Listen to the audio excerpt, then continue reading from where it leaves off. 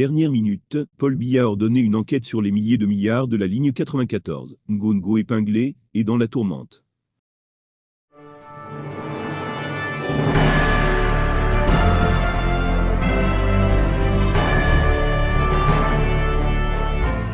Ferdinand Ngongo est dans la tourmente. Il est épinglé dans une affaire d'enquête ouverte par Etoudi.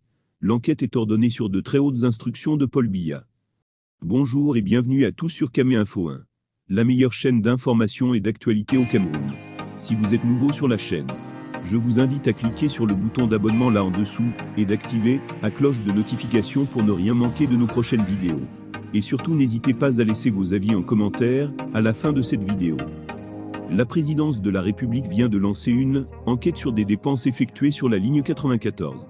Le ministre délégué de la présidence chargé du contrôle supérieur de l'État a adressé une note à son collègue de la planification et de l'aménagement du territoire. Cette note a pour objet mission spéciale de contrôle de la gestion des ressources allouées aux dépenses communes de fonctionnement et d'investissement sur la période allant de 2010 à 2021. Le ministre indique que sur de très hautes instructions de Paul Biya, il a dépêché 2 brigades mobiles de vérification auprès du département ministériel su-indiqué, à l'effet d'auditer la gestion des ressources allouées aux dépenses communes de fonctionnement et d'investissement sur la période allant de 2010 à 2021.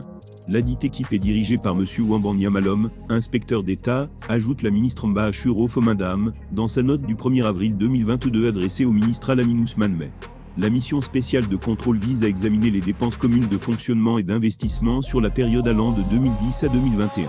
C'est-à-dire, depuis que Ferdinand Ngongo, alias l'homme à la pinque, est secrétaire général de la présidence de la République. L'on sait par exemple qu'entre 2012 et 2021, le secrétariat général de la présidence de la République a bénéficié de 123 900 millions CFA. Seulement pour l'année 2016, l'homme à la pinque a reçu 2 500 millions pour soi-disant l'investissement public du secrétariat général de la présidence de la République.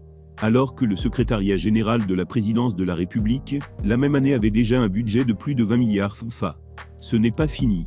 Cerise sur le gâteau, en 2 ans, Ferdinand Ngongo a fait débloquer pour la CAN 2019 121 milliards FA.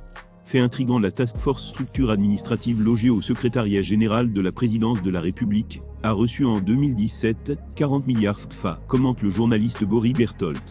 Également dans la ligne de mire de cette enquête, Jean-Sylvain Brondeau, le fonctionnaire milliardaire. Il occupe le poste de directeur de la programmation des investissements publics, DPIP, au MINPA. Jean-Sylvain Brondeau vient de se faire réélire à la tête de la section RDPC du Djaï Lobo. Une élection marquée par une circulation massive d'Elias de billets d'argent. Car il ne faut pas se tromper, l'appellation de fonctionnaire milliardaire lui colle bien à la peau. Au-delà de la luxueuse résidence acquise à près de 500 millions de FA à Yaoundé par ce professeur de philosophie à la base, c'est un véritable palais que Jean-Sylvain Brondeau a dressé à Point, son village natal, situé dans le Djaï Lobo en pleine forêt équatoriale.